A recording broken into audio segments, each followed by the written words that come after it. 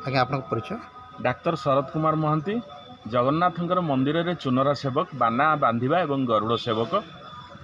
बहुत दिन माँ विषय में आम शुणीलु माँ अत्यंत प्रत्यक्ष तेणु समस्ते होउचंती कैबल्य लोलुपिनी माँ होउचंती महाप्रसाद को बहुत भल पाती।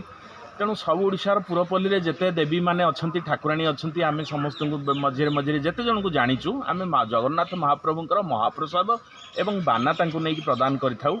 आज माँ बोधे आशीर्वाद है आम आसिक फुलवाणी जिलार पलसकुंपा माँ बराल देवी निकट में आज आम पहुँचलु एवं जगन्नाथंकर श्रीमंदिर चूड़ारे उड़ुथुबा पतित पावन बाना से बाना माँ आनीचु एवं तांकर कोठ भोग बा सकाळ धूपर जो बुंदिया भोग लगे ताहा आनंद बजार रे भक्त मानक पई उपलब्ध होई न थाए।